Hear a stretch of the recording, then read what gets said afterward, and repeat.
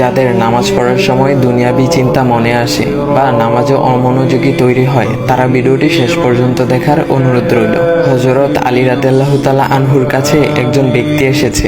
তখন লোকটা বলল, হুজুর, আমার নামাজে মন বসে না। নামাজে দাঁড়ালে আমার দুনিয়াবি নানা চিন্তা আসে। হুজুর, আমার এই নামাজ কি আল্লাহ তাআলা কবুল করবেন? তখন হযরত আলী রাদিয়াল্লাহু তাআলা আনহা বলেছেন, না, তোমার নামাজ কবুল হবে না।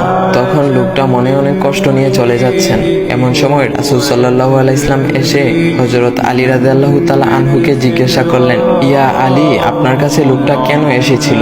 এসে দেখি মন খারাপ করে চলে গেল। কেন, কি হয়েছে আমাকে বলুন। তখন আলী রাদিয়াল্লাহু তাআলা আনহু বলেন, তিনি আমার কাছে জানতে এসেছেন যে নামাজে দুনিয়াবি চিন্তা আসলে নামাজ হবে কিনা।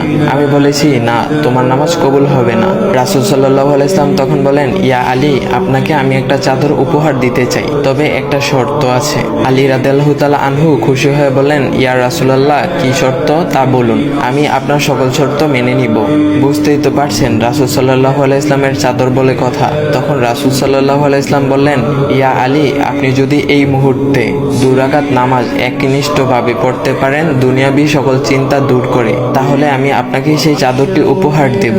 আলী রাদিয়াল্লাহু তাআলা আনহু বলেন, এটা তো সাধারণ ব্যাপার।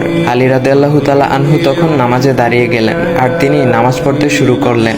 এমন সময় তার মনের মধ্যে শুধু ভাবনা চিন্তা আসতে শুরু করলো, আচ্ছা, আমাকে যে রাসূল সাল্লাল্লাহু আলাইহি ওয়াসাল্লাম যে চাদরটা দিবেন, সেটা কি ফাতিমার চাদর নাকি রাসূল সাল্লাল্লাহু আলাইহি ওয়াসাল্লামের? আচ্ছা, চাদরখানা দেখতে কেমন হবে? এই বিভিন্ন বিষয় নিয়ে ভাবতে লাগলেন। তিনি ভুলেই গেছেন যে দুনিয়াবি চিন্তা নামাজে আনতে রাসূল সাল্লাল্লাহু আলাইহি ওয়াসাল্লাম নিষেধ করেছেন। এর মধ্যে আলী রাদিয়াল্লাহু তাআলা আনহুর নামাজ পড়া শেষ। আলী রাদিয়াল্লাহু তাআলা নামাজ শেষ করে রাসূল সাল্লাল্লাহু আলাইহি ওয়াসাল্লামকে বলতেছেন, ইয়া রাসূলুল্লাহ, আমি আপনার শর্ত মেনেছি, এখন আমাকে চাদরখানা উপহার দেন। রাসূল সাল্লাল্লাহু আলাইহি ওয়াসাল্লাম বলেন, ইয়া আলী, আপনি কি একনিষ্ঠভাবে দুনিয়াবি চিন্তামুক্ত ছাড়া 2 রাকাত নামাজ পড়েছেন? তখন আলী রাদিয়াল্লাহু তাআলা আনহা মুচকি হেসে বললেন, না ইয়া রাসূলুল্লাহ, আমি আপনার চাদর নিয়ে অনেক কিছুই ভেবেছি। তখন রাসূল সাল্লাল্লাহু আলাইহি ওয়াসাল্লাম বলেন, ইয়া আলী, নামাজ তোমারও হয়েছে, আর তুমি যাকে নামাজ হবে না বলে ফতোয়া দিয়েছো, তার নামাজও আল্লাহ তাআলা কবুল করে নিয়েছেন।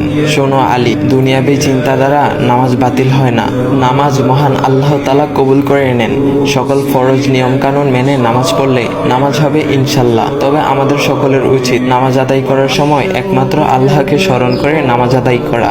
নামাজে দাঁড়ালে দুনিয়াবি চিন্তা মাথায় আসে, এটা শয়তানের একটা ফাঁদ। আল্লাহ তাআলা আমাদের সকলকে শয়তানের কুমন্ত্রণা থেকে হেফাজত রাখুক এবং সঠিকভাবে মনোযোগের সাথে নামাজ আদায় করার মতো তৌফিক দান করুক। সবাই বলি আমিন। চাইলে ভিডিওটা আপনি অন্যদের কাছে শেয়ার করতে পারেন, এতে অন্যদের ভুল ভ্রান্তিগুলো দূর হবে। তো গাইস, এমন ইসলামিক ভিডিও পাওয়ার জন্য ভাইয়ের আইডিটা ফলো করে দিয়ে যাও।